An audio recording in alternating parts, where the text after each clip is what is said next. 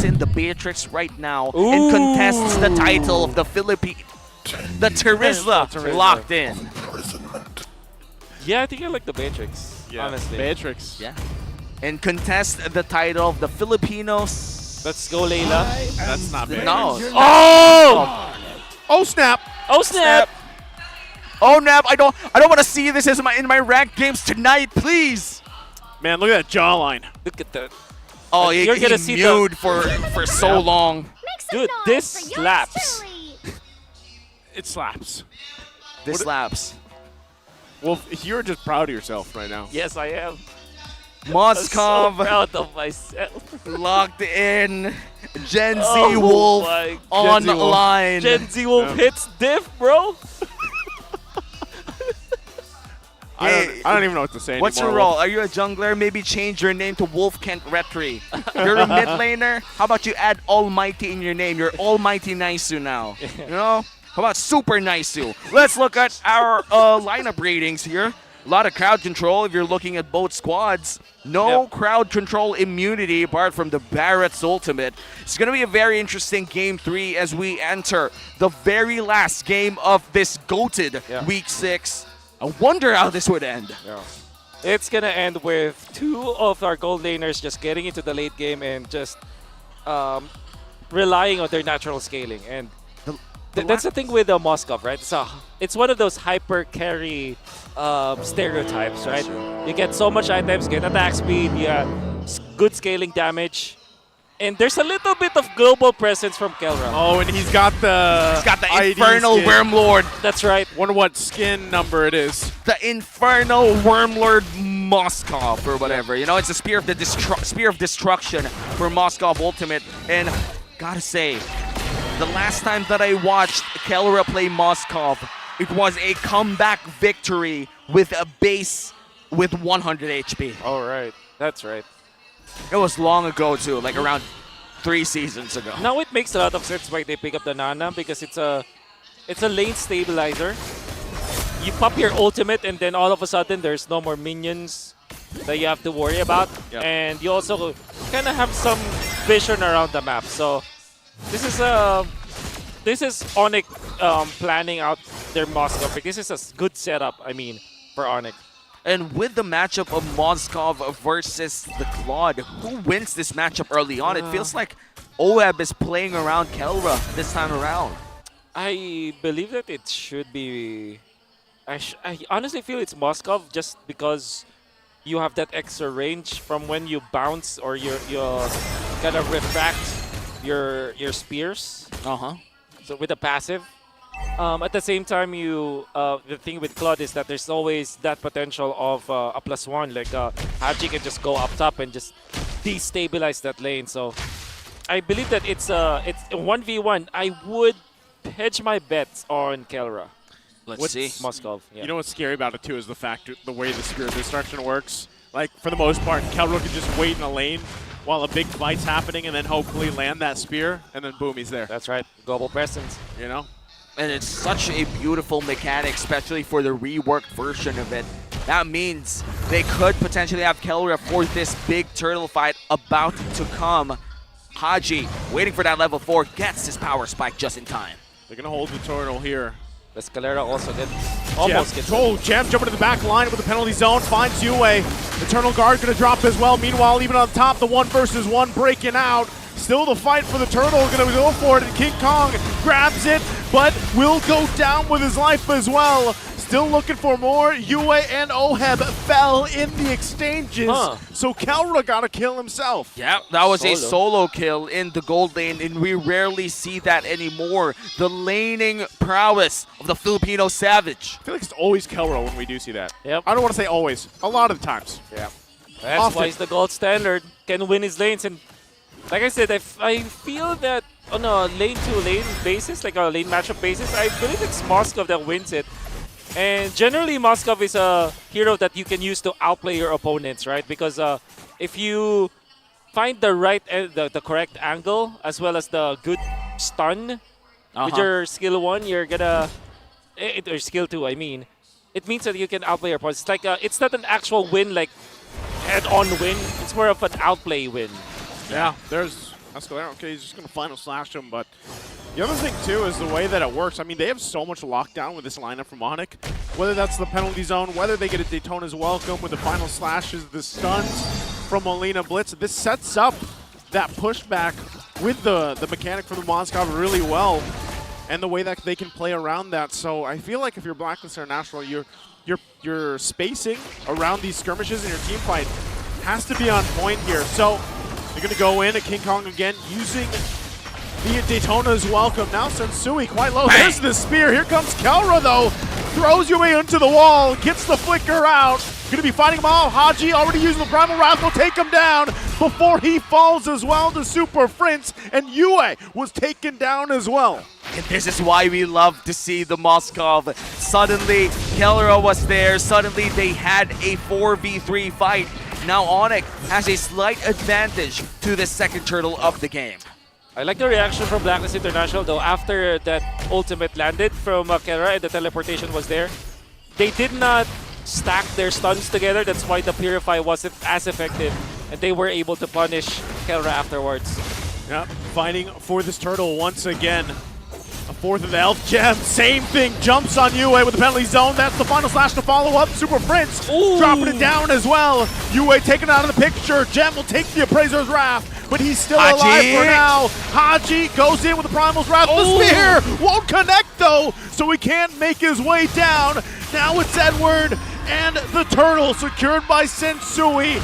Edward whittles down King Kong with the yo-yos. The Edith coming in from Haji. If you can't kill him quick, you have to run away. ONIC with the combo-based lineup, unfortunately, will not get it. And Sensui, smart enough to do this play. Gone as a passive. Still, do they want it, Haji? Even with the conceal, not going to commit on it though. Onward slightly misses this time around. Final slash used to defend that turret. Looks like they're going to tank it anyway. Yep. BLACKLIST looking great. Looking great, and there's massive recovery of when it comes to farm for OHEB. And overall, BLACKLIST International leading by a lot. Sensui having the blade armor early on this game means that eventually Kelra will not like team fighting against BLACKLIST International. That's true. First pick Vexana coming up from BLACKLIST International too, like with Yue in his positioning and the way that he's landing all of his spells. Well done from him. Oh, okay. Doesn't really land, but looks like they will be defending this top lane. Sliver of health. Dexter refuses to shoot it. Dexter. Okay, no. I thought it would work. Yeah. Yeah, I figured it would shoot that turret down too, but not going to happen. Small Barretts. So it's not used to seeing King Kong or a Barretts have you in that small. So now they lose that turret down on the bottom side. OHEB's going to grab this one as well. BLACKLIST playing around with the space they have now on the map. And things are looking great as the gold lead reaches around 2.5. Could potentially grow to 3K if they're able to secure that third turtle of the game. Let's look at the real-time head-to-head here between our XP laners. Quite the comparison. Looks like Gem is ahead in terms of GPM. That's interesting. 700 GPM for a Terizla. That's very high, isn't it? That's incredibly high, actually. It's almost like gold laner high. Yeah. It looks like Turtle will be freely secured here by BLACKLIST. Everyone is just cleanly taking objectives for the sides of the agents, and they're just waiting for that one big team fight that hasn't even happened yet. 3,000 gold, the inflation from BLACKLIST International because of how much they have managed to take over the map. They're taking the objectives, they're taking the turrets, all of the outer turrets out now for ONIC.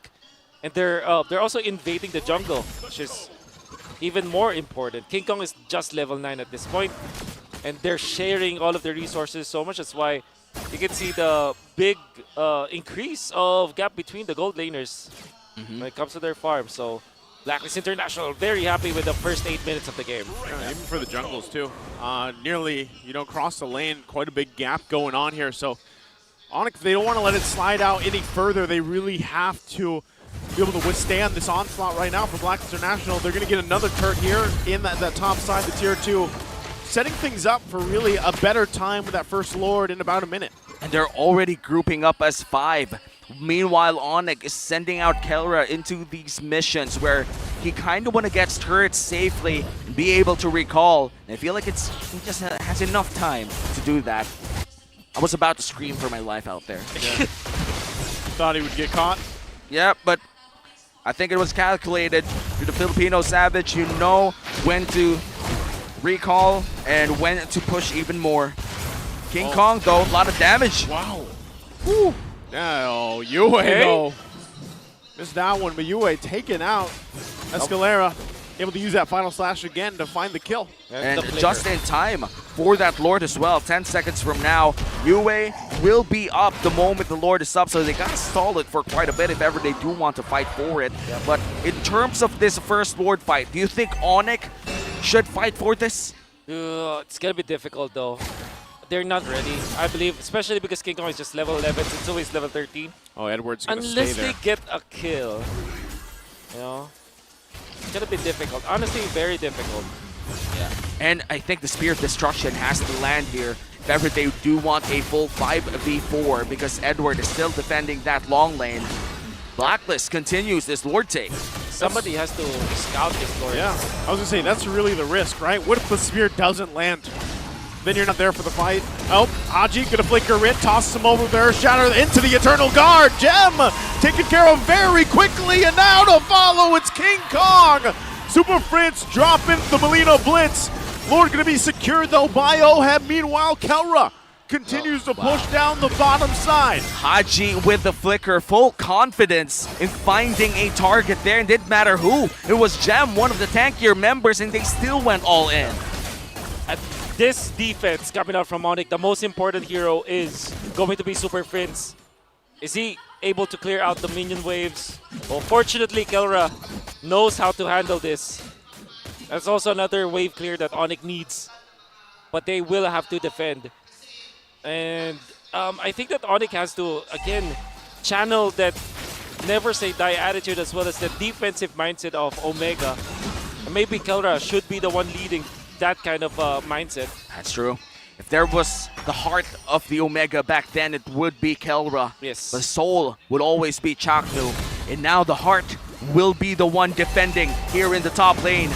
Trying to take down that Lord. Will be able to take it down. Going transfer. They're going to transfer here in the bottom lane. And look at Sensui. Just so incredibly tanky in that entire exchange. It's also Blade Armor picked up by Sensui very early in this game. The achievement now for Blacklist International is to take out all of the other turrets and then deny King Kong from another purple buff again. Sensui's level 14, King Kong level 12. Yeah. Edward is a problem again. Yeah, especially with a Vengeance. You just can't hit him, you know? The moment that he hits that Vengeance spell, you have to respect it. You have to just move away. It's tough in this position that ONIC's in, you know, really. You put a lot of kind of eggs in the basket of Moskov. You really want him to pop off, provide a lot of the damage, but you know, given the fact the way that these minutes have gone for Blacklist International, they've got this big lead now. It gets that much harder because that's the thing with Moskov. He does a ton of damage the way he works. I mean, Spear of Destruction is great and all, but you can also put yourself in a very bad position if you're not careful. That's one of the biggest things about it. So you're kind of forced to play really in the backside where, again, Oheb on a Claude, you can zoom in and go back BMI and be back in safety. Yeah. So that's something that's very hard for ONIC to deal with right now and trying to get some of these fights where it's almost like, all right, we need Blacklist International to make a mistake somehow. And I just got to say as well, the secondary damage option here, at this point, I feel like it's not even Yue. It's Haji, who deals a lot of damage the moment that Primal Wrath is all stacked up. That's right. Let's look at the real-time head-to-head here. Look at the damage dealt coming in from Super Prince. That Nana is a menace. Yep. Nana's a problem eventually, especially in the late game, and so will be the Moskov. So for ONIC, at this point, they just have to really wait for the late game. And the stereotype for the Moskov, like I said, is that hyper carry stereotype where you just wait for the late game. Yeah, late game carry. Escalera! Escalera gonna go for Haji. The spear gonna land too, but they know they can't follow up on that. So that's a lot committed before this Lord take. And that's the flicker from Escalera as well. Again, this is an undefeated Arlott from the side of Escalera might just get its first one if Blacklist continues the domination. He's got the final slash again. He's going to use it on Haji once more. Though there's the jump. Looking for more. He's going to be taken out though. And now Edward jumps in the backside. Kelra's in trouble. Wyndham Nature is not going to help him out. Escalera gets dealt with as well. Multiple members going down, and Edward forcing King Kong and Super Prince back while BLACKLIST International makes their way down the mid. It's 15 seconds for Gem. Still 4 people. They don't have Oheb, but they do have the Nana. Sisui, Super Prince taunted. We're going to go in once again. Daytona's welcome to be charged up. Minion waves are not here though, so ONIC will have enough time to get prepped for the defense. I guess this is ONIC kind of just gambling their way into that lore, that they know that it will take a lot of time for them to get back, and Kelra will be respawning, but massive risk coming out from ONIC. Unfortunately, we are not going to see that traditional mindset of the defensive players of Comeback where they will just sit back in their base, just try to defend. It kind of feels like ONIC is a team that wants to be aggressive despite them being down by 8,000 gold. Wow. And for ONIC, it's going to be a tough battle as the Lord marches in the top lane. Haji doesn't have the flicker, so that's something that works out for them. But look at the damage coming in from this Lord. And they get the taunt off, and Oheb jumps in the backside with the Blazing Duo, and it's Gem to fall! They get eaten up, thrown into the base, the Lord's still there! Fear the destruction to follow up, the Crystal's gonna be worked on, and BLACKLIST International will reverse the sweep the series, keeping their playoff lives and hopes alive. And they meet the standards that has been set from last series. 2-1 against ONIC. The script is going well, and it looks poetic. Nobody secured yet, and nobody